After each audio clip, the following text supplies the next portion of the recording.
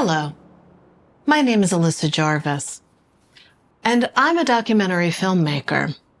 You might be familiar with some of my earlier work like Culture of Shame, my award-winning expose on corruption in the yogurt industry. I've had quite a bit of success over the years. 2 of my films have been featured in the prestigious Moonglow Film Festival. But today, I'm trying something different. I'm bringing my next project, Abnormal Fixation, to you here on YouTube. I became involved in this project 18 months ago when I learned of an organization in Charlotte, North Carolina called Skeptic. It's an organization aimed at debunking claims of the paranormal. But that's not what caught my eye. Since its founding, this organization has hosted an annual contest that is very interesting. Howdy, folks. My name's Mark Missouri, and I'm the CEO and founder of Skeptic, Texan by the grace of God. I'm the brains behind this year's annual Quest for the Paranormal Put Up or Shut Up Challenge. Catchy, huh? I come up with great stuff like that 4, maybe 5 times a week. Tell us more about the contest. Well, we put up $250,000, cold hard cash, to anyone who through photographic or other tangible means can provide unimpeachable evidence of the paranormal. I mean, we're talking Bigfoot, the Chupacabra, that's a goat sucker, UAP, you name it. But what makes your contest so different? Oh, there's a Texas-sized difference, little lady. First, there's a certified application and credit check and background check and a legally binding contract. The claimant has 365 days, that's a calendar year, to show incontrovertible evidence of the paranormal. What happens if they don't or they can't? Oh, if they don't, if they lie or perpetrate a hoax, they pay me. They owe Skeptic $250,000. You mess around, you break bad, you pay up. Remember, my last name's Missouri, and that's the show me state. I thought you were from Texas. But my last name's Missouri. As I got more involved in Mark Missouri's Put Up or Shut Up paranormal contest, I began to wonder, what kind of person would agree to these terms? Who would risk everything to prove the impossible? And what would be the fallout to their life, their reputation? And then I met this year's contestant.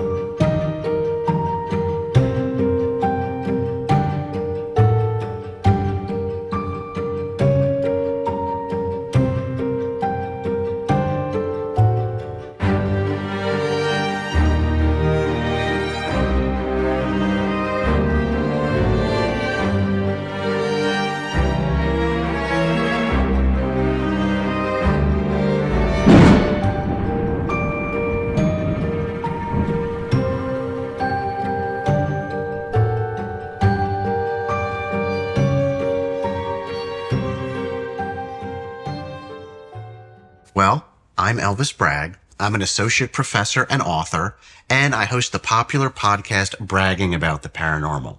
But the most important thing is, I am this year's Skeptic Put Up or Shut Up Contest Challenger. So that means I have 365 days, closer to 325 days now, to provide Mark Missouri with concrete, tangible evidence of the paranormal. And you possess that evidence. Do I possess that evidence? I'm working on it. So, has a claimant ever collected the prize money? No, the paranormal ain't real. Why are you doing this?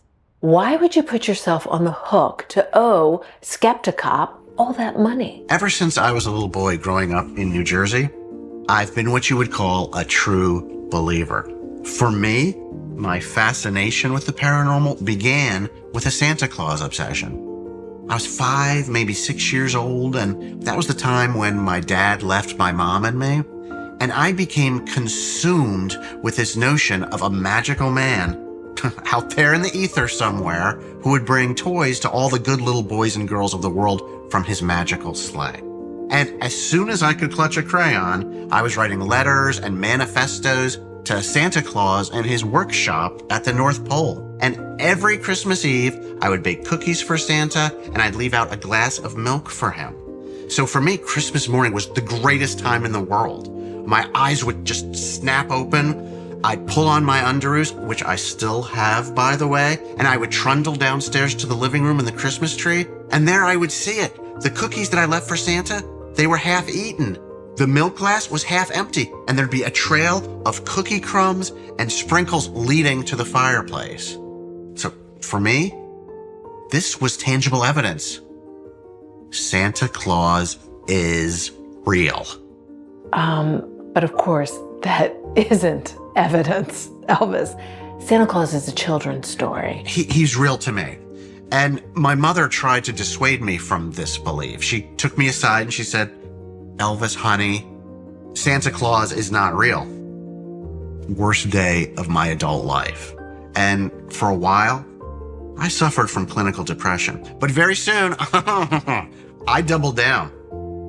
I decided I would not live in a world where Santa Claus is not real. Now, that made things difficult for me in high school. I got beat up a lot, especially in gym class, once in algebra.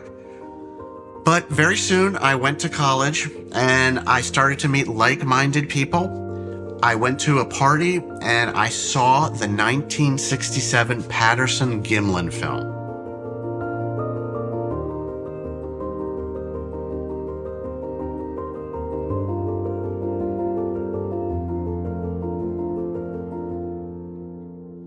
For me, that was this aha moment. The clouds parted, the sun shone, I heard angels singing. Ah! I had my permission to believe in Santa Claus again. Listen, hoaxes hurt people, man. As far as I'm concerned, Skeptic Cop is the policeman for the paranormal Wild West. The law's back in town and I'm the sheriff. And I realized at that moment what I had to do with the rest of my life. I have to make people believe again in magic. But isn't it also true that this contest has made you a very rich man? Oh, Skeptic Cop is a nonprofit, man, and I'm a philanthropist. You see, the Put Up or Shut Up challenge keeps everybody honest. So as far as I'm concerned, I'm doing the Lord's work. Amen. But Elvis, there are more people looking for Santa Claus, I mean Bigfoot, than ever before in history. There are 5.5 billion smartphone users all around the globe, filming everything, everywhere, all the time. And there's no industry. Well, they're not looking in the right place, are they? Or they're not seeing what's in front of their eyes? Alyssa, look at me. I see what's in front of my eyes. And there is more in heaven and earth, Horatio, than is dreamed of in your philosophy. And I'll say this to you, Mark Missouri. There's an army of us out here. An army. There's an army of people looking for Santa Claus. No, an army of people who are open-minded. Alyssa, scratch the surface of this. Scrape it. Peel back that scab. Our life, it's more than commuting. It's more than paying bills. It's more than grief or loss.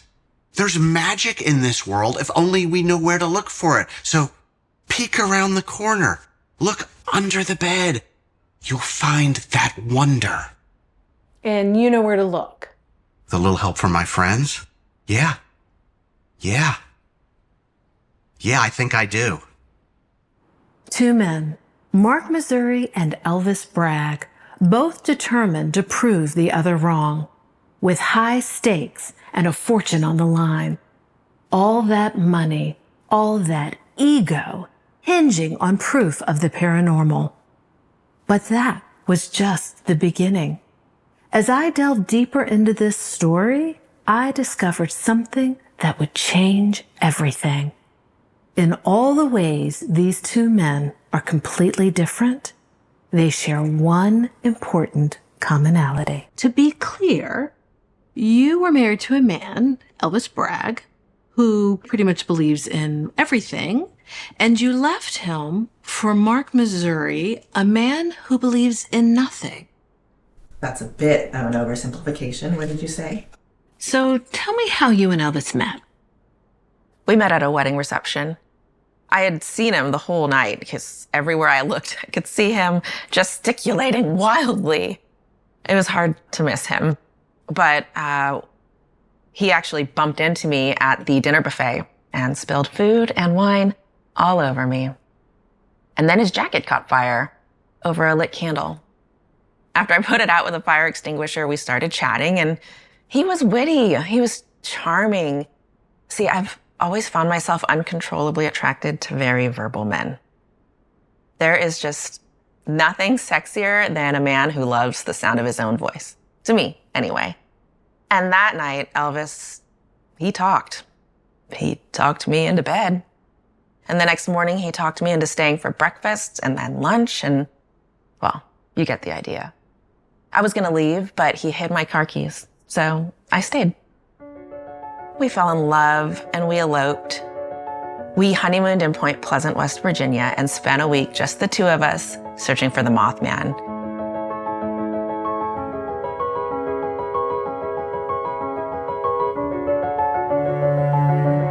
We lived on love. We ate, drank, and breathed love. I don't think I ever stopped laughing that whole first year we were together. Elvis just knows how to make me laugh. And then we shared what I can only describe as the best 5 years of my life. Oh, but it says you guys were married for 10 years. Exactly. I adore Elvis, but soon I was exhausted. Tell me more about that. Haven't you figured it out yet? All of this, it's Elvis's world. We're just living in it. And now he's roped you in too. No. I chose him as the subject of this documentary. I'm sure you believe that. But talk to me again in a month.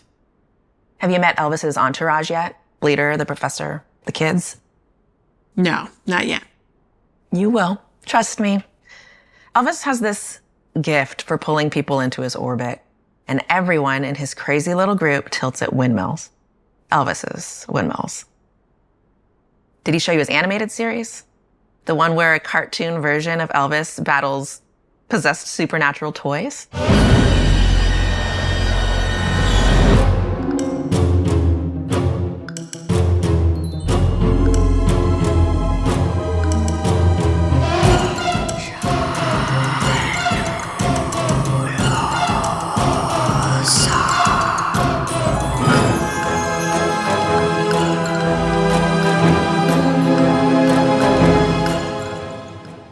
We made 58 episodes and it never got to air.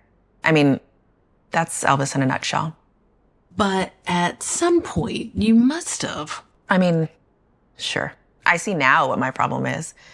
I'm simultaneously attracted to and repulsed by Elvis at the same time. For 5 years, I found all his nuttiness charming, sweet even. But then there was this one night in Chicago at an awards ceremony for a parapsychologist of the year when I woke up. I had an epiphany. What kind of epiphany? So I was jet lagged, beat, and I suddenly experienced this awareness during Elvis's acceptance speech. He began by thanking everyone for supporting him. Almost everyone. He didn't thank you. No, he didn't thank me. He thanked his entourage. He thanked the Loch Ness Monster, by name, of course, Nessie. But his wife, the one who rented him his tux, got him the plane tickets, and got him to the show on time. That's just not right. She always remembers that wrong. I did thank Season in that speech. I mean, why wouldn't I thank Season? She's my heart, my soul. No, he didn't thank me. He definitely didn't thank me. Have you seen the award show footage? I'm sure it's out there somewhere. We're still waiting on permissions, but when we get it, I plan to cut it in here. Anyway, that night I realized where I was with Elvis. It was literally thankless. We were, I don't know, codependent. I was his enabler. I mean, I was always cleaning up Elvis's messes. I set up his projects, made all his appointments. I worked full time too. It was exhausting. Soon it became a tug of war. I mean, Elvis was putting all this time and energy and money into his crazy adventures with his nutty entourage. And meanwhile, our house is falling down around our ears. I developed high blood pressure while we were married, as well as central serous retinopathy and an eye twitch. He had to change. And before you say anything, I know what you're thinking. I had to change too. I'm half of the equation, right? And so I did. I started journaling. I began a dream diary. I got into yoga. I mean, I practiced self-care. But Elvis didn't change. No, Elvis doesn't change. He just doubles down on what doesn't work. Like magically, it's going to work this time. He's the eternal optimist, and that's charming. It's why I fell in love with him. But that optimism is also relentless. After about 6 months of couples counseling, I told Elvis I would leave, and he didn't change. So I did. Then I met Mark at a conference in Austin, and he was a breath of fresh air, fresh Texas air. He was still, slow, quiet, and strong. He courted me, you know? He would send me limos to pick me up for our dates. He took me to see shows. He sent me flowers. We're talking long stem roses by the dozen.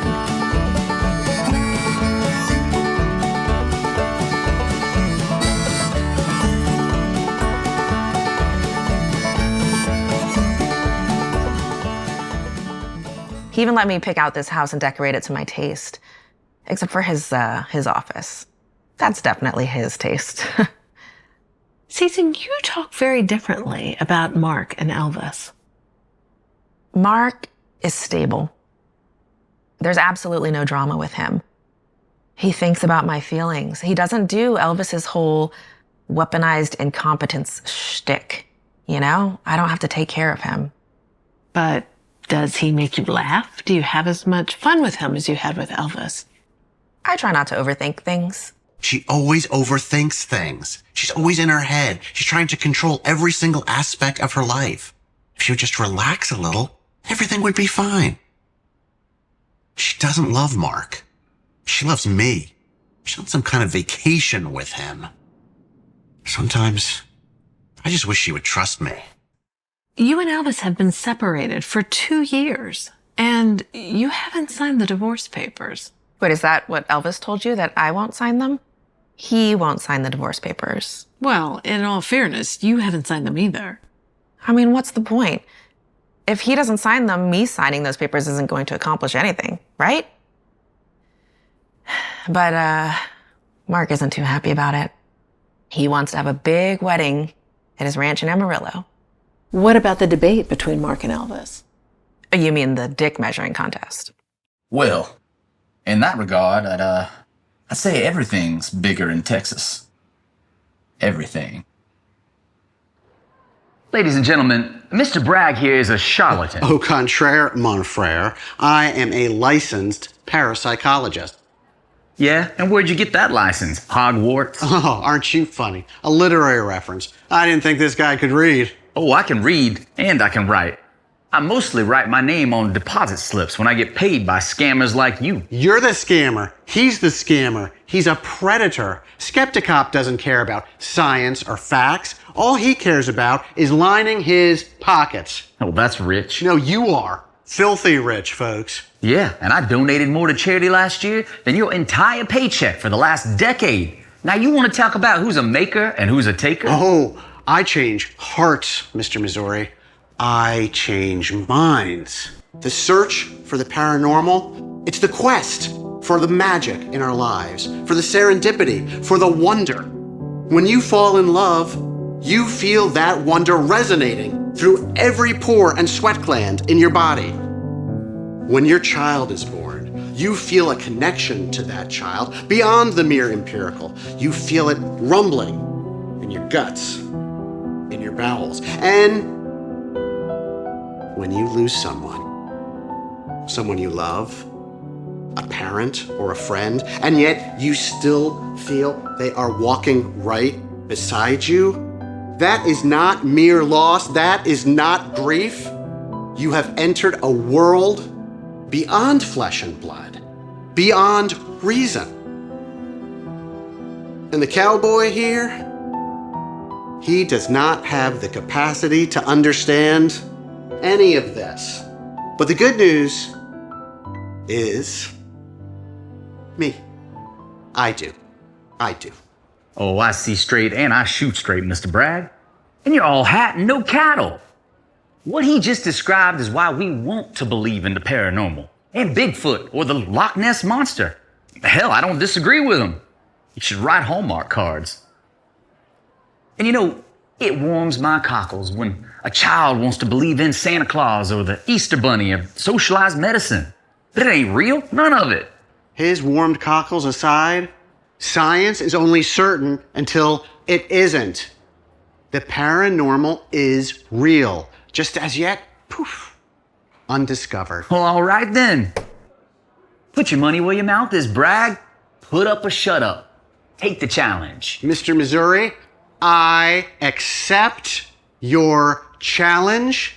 I will be right here next year, same time, to prove you wrong. I will prove the paranormal exists. Don't forget to bring your checkbook. And, you do know how to spell Missouri, don't you? A-S-S. I begged him not to debate. I knew Mark would goad him into accepting that challenge. And when he loses, it'll destroy Elvis. Because he can't pay. No, having his whole belief system disproved in front of the whole world. I don't think Elvis can come back from that. You know, he suffered from depression in the past when his father left him and his mom, and when he found out that Santa Claus isn't real. Season, you still care for Elvis. He annoys me, but Elvis is not malicious. I don't think he ever set out to hurt anybody. It's just his nature. He can't see past his own reflection. Season, you're a forensic biologist. And in all the years that you've studied paranormal activity, have you ever... Listen, when I was with Elvis, he could cast a spell, for sure. I think every time we hunted Sasquatch, some part of me actually believed we would find the evidence. But now I just, I don't think it's out there. It makes me so sad and mad that Season has lost her faith in Bigfoot. It's Mark's fault, the heathen, but I'm gonna make damn sure she gets that faith back. With me.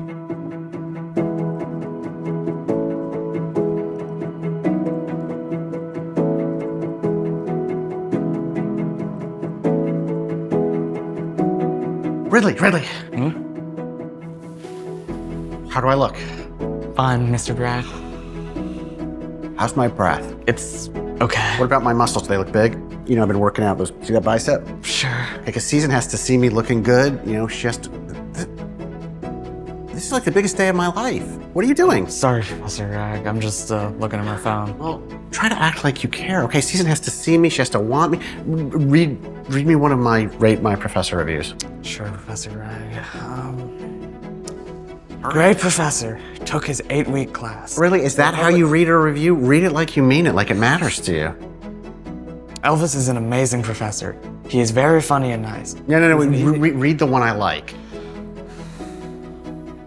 Elvis was great to have in Con 231. I sometimes forgot I was even sitting in a college class because of how fun he made the class and the connections I made with him and my peers over the course. I took the course seated and I do not regret it. To this day, it is by far my favorite college course I have ever taken. Feel better, Professor Bragg? I feel great. All right, I'll be right back.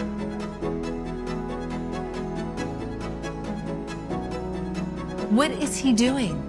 Season is going to be here any minute. This is a huge day. They haven't seen each other since... Oh my God. All right, out of the way, everybody. Coming through. My big moment.